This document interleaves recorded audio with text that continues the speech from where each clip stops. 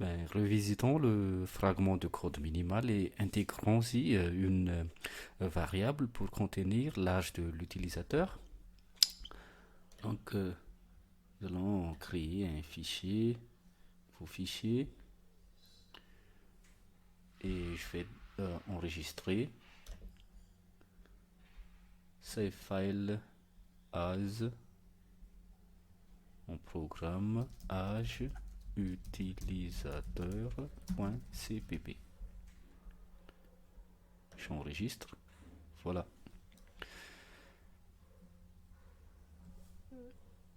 Dièse include iostream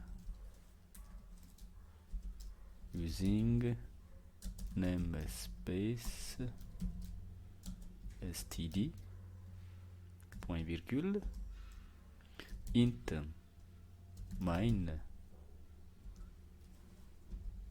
Je saute, j'ouvre la collade et à l'intérieur l'instruction int âge utilisateur 16.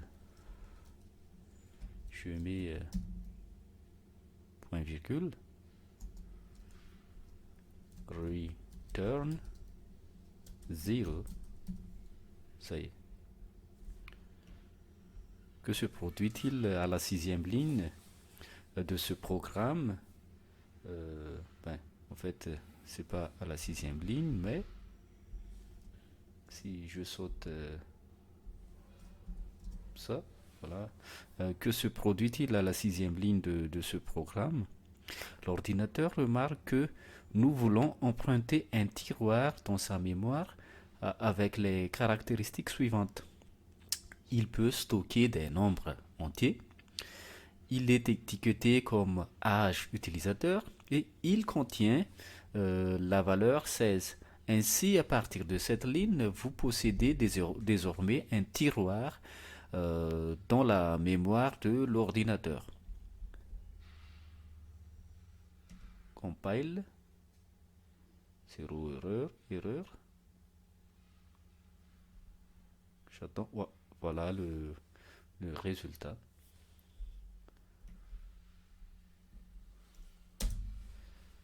Voilà.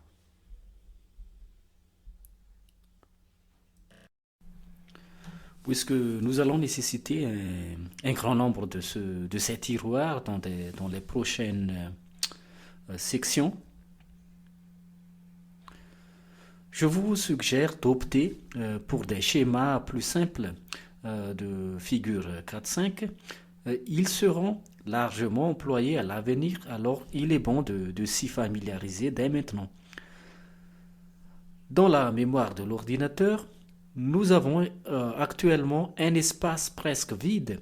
Le carré jaune représente la zone de mémoire que l'ordinateur nous a allouée, comparable à notre tiroir. À l'intérieur, comme précédemment, se trouve le nombre 16 avec l'étiquette âge utilisateur attachée que l'on peut lire. Mes talents artistiques ne sont pas exceptionnels, donc un peu d'imagination est nécessaire, mais l'idée est là. Poursuivons sur notre lancée, déclarons quelques autres variables. Euh, alors, nous allons ajouter nombre d'amis, int nombre amis 432 et je mets un commentaire le nombre d'amis de l'utilisateur. Ensuite, on va ajouter notre information double pi 3.14 159 et boule et mon ami true. On met, j'ai oublié ici le point virgule. Ensuite, je mets un peu de commentaire là. Cet utilisateur est-il mon ami? Je mets un point d'interrogation. Type char, lettre, chaîne de caractères, lettre A. Il faut mettre un point virgule. Et return 0. Deux points importants à noter ici. Premièrement, les variables de type bool ne peuvent prendre que les valeurs true or false, vrai ou faux. Donc l'une de ces deux valeurs doit être placée entre parenthèses. Et deuxièmement, pour le type char qui est ici, la lettre souhaitée doit être placée entre apostrophes.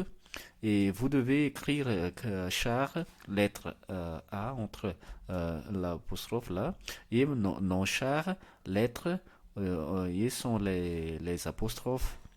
C'est une erreur courante que beaucoup de gens commettent, moi y compris.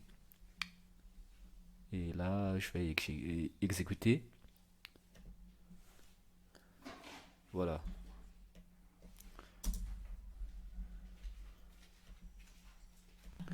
Il est toujours bien de mettre un commentaire pour expliquer à quoi va servir la variable. Je peux donc compléter mon schéma en lui ajoutant nos nouvelles variables dans la figure 4.6. Vous pouvez bien sûr compiler et tester le programme ci-dessus. Vous constaterez qu'il ne fait strictement rien. J'espère que cela ne vous déçoit pas trop. En réalité, il se passe beaucoup de choses en coulisses. Mais comme je l'ai mentionné au début, ces opérations sont cachées et ne nous intéressent pas vraiment. Voici cependant un résumé chronologique de ce qui se passe. Premièrement, votre programme demande au système d'exploitation de lui fournir un peu de mémoire. Le système d'exploitation OS vérifie si l'on a encore à disposition et indique au programme quel tiroir utiliser. Le programme écrit la valeur 16 dans la case mémoire et il répète ensuite ce processus pour les 4 autres variables. Et en arrivant à la dernière ligne, le programme vide ces tiroirs et les rend à l'ordinateur.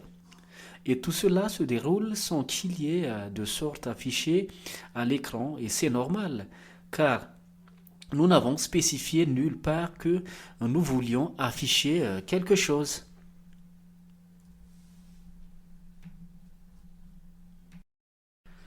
Avant d'aller plus loin, je vais vous partager une astuce utilisée par de nombreux programmeurs. Si vous avez plusieurs variables du même type à déclarer, vous pouvez le faire sur une seule ligne en les séparant par des virgules. Voici comment int A2 B4 C-1 int A2 B4 C-1 point virgule. Là, le commentaire, l'explication, on déclare 3 cases mémoire nommées A, B et C et qui contiennent respectivement les valeurs 2, 4 et -1, string prénom, parenthèse, qui émet Albert, virgule, nom, Einstein. On déclare 2 cases pouvant contenir des chaîne de caractères. Et cela peut être utile lorsque vous avez besoin de déclarer de nombreuses variables en une seule fois. Cela évite la répétition de type pour chaque variable. Cependant, je vous recommande de ne pas abuser de cette technique. Cela peut rendre le programme moins lisible et moins compréhensible. Maintenant, que nous avons abordé le concept général, approfondissons un peu plus les détails. Lorsque vous déclarez une variable, votre programme effectue en fait deux opérations successives. Il demande à l'ordinateur de lui allouer un espace de stockage dans la mémoire, ce qu'on appelle l'allocation de la variable. Deuxièmement, il remplit cet espace avec la valeur fournie, ce qu'on appelle l'initialisation de la variable. Et ces deux étapes se déroulent automatiquement sans nécessiter aucune intervention de notre part. C'est la partie terminologie de ce chapitre. Parfois, il peut arriver qu'on ne sache pas quelle valeur attribuer à une variable au moment de sa déclaration. Dans de tels cas, il est possible d'effectuer uniquement la location de mémoire sans procéder à l'initialisation. Il suffit d'indiquer le type et le nom de la variable sans spécifier de valeur, comme illustré dans la figure 4.7 que nous voyons là. Et sous forme de code C++ complet, voilà ce que cela donne.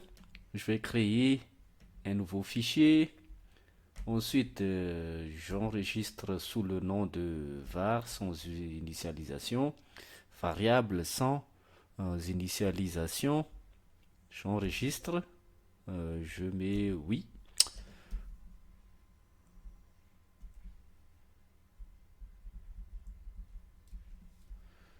Donc, l'entête include, je mets comme ça, IOStream, je ferme. Ensuite, include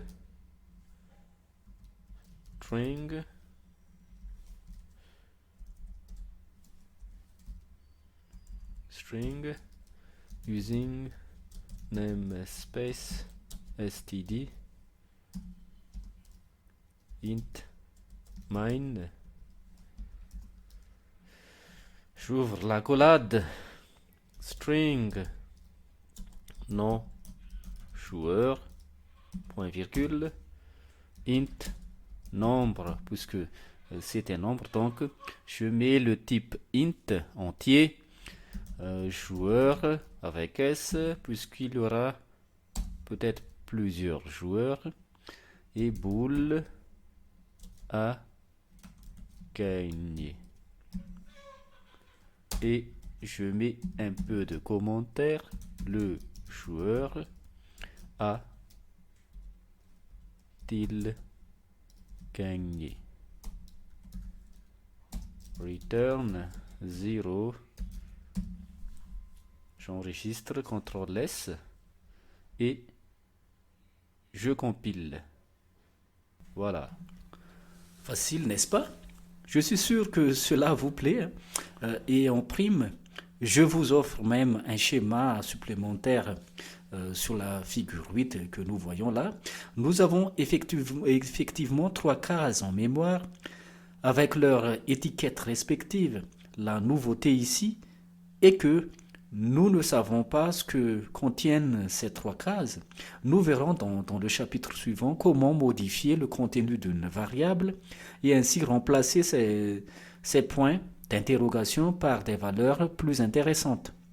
Je viens de vous présenter la manière de déclarer des variables sans leur attribuer de valeur initiale.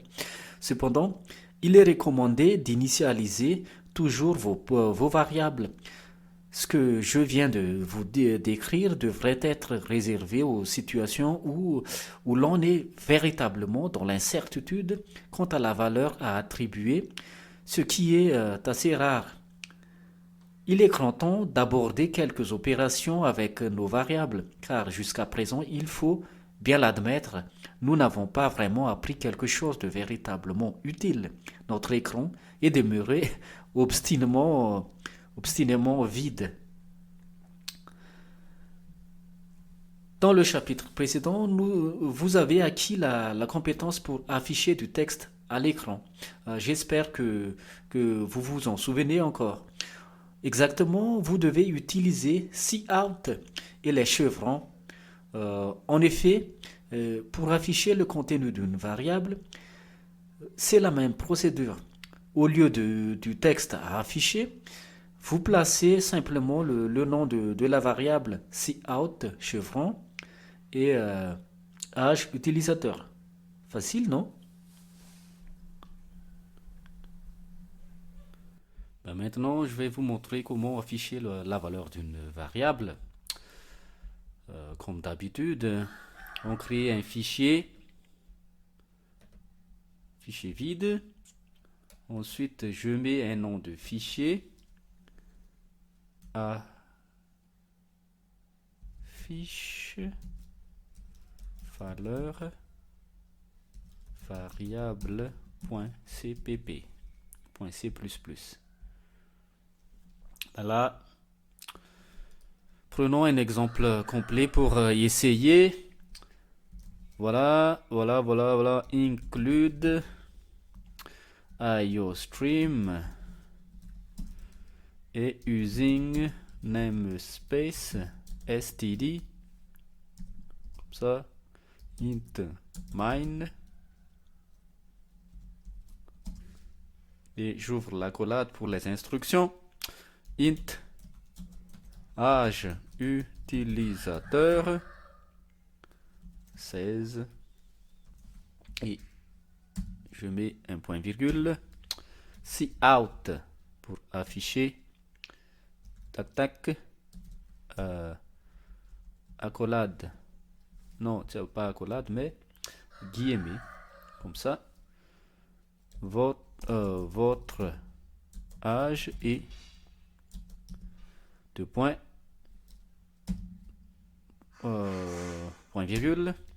Cout attaque âge utilisateur point virgule return 0. J'exécute, j'enregistre CTRL S et j'exécute. Voilà ce qui se passe.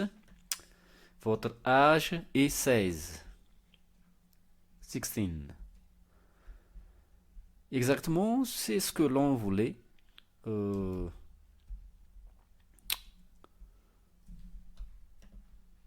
Et nous pouvons même simplifier davantage, tout mettre sur une seule ligne et nous pouvons également ajouter un retour à la ligne à la fin. Je ferme d'abord ce résultat-là. Et alors, pensez à mettre un espace à la fin du texte.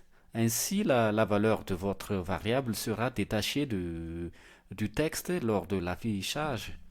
Alors, ici, on va mettre âge utilisateur, int âge utilisateur, votre âge est, j'efface ce point virgule là et on va mettre dans une seule ligne, âge utilisateur, tac, end L, return 0 et j'exécute. Voilà.